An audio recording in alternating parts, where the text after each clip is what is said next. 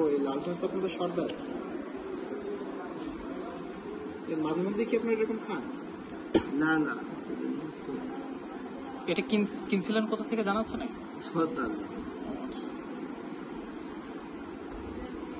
আমি কিছুই জানি না। আজকে হলো গাড়ি সাজা গিয়েছে, আর বলছে যে আমার হলো কেরম কথা মাথার মধ্যে বলছে।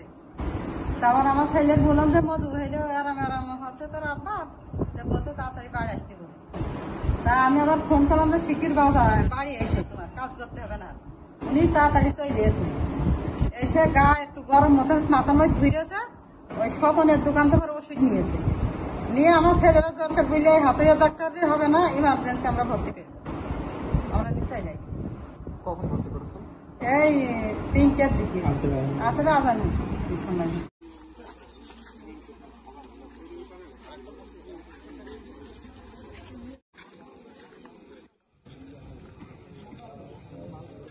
আমার আব্বা অসুস্থ ছিল, অসুস্থ অবস্থায় আপনার হাসপাতাল থেকে নিয়ে আসছিলাম, নিয়ে আসার পথের ভিতরে মৃত্যুবরণ করেছে। কি ধরনের অসুস্থ ছিল? এই হলো শুনেছি নেশা করেছে, নেশাগ্রস্ত অবস্থায় ছিল। আরো 5-7 জন মারা গিয়েছে এই কেসেই। কাদের কাদের নাম শুনেছেন আপনি? এটা নাম তো আমি শিওর জানি না সবার। আপনার গ্রামের কয়জন আছে? আমাদের গ্রামে আমার আব্বাই আছে। ইনি অসুস্থ হয়েছেন কবে? অসুস্থ হয়েছে আজ সকালে। সকালে ভর্তি করেছে? সকালে ভর্তি করেছে। মারা গেছে কখন? মারা গিয়েছে 8:30টার দিকে। রাত? না, সকালে সন্ধ্যা 8:30। এই বাজারে দীর্ঘদিন ধরে নেশার ভয়াবহতা আছে এবং আমাদের এলাকার তরুণ সমাজগুলো, বিশেষ করে যারা স্কুল পড়ো আছে এবং যারা কলেজে পড়ে, তারা নেশার ভয়াবহতায় ডুবে আছে। পুলিশ প্রশাসনের আমরা দৃষ্টি আকর্ষণ করছি এই বাজারকে নেশামুক্ত করার জন্য। এর আগে প্রশাসন অনেকবার বলা হয়েছে, কিন্তু দৃশ্যমান কোনো আমরা অগ্রগতি পাইনি।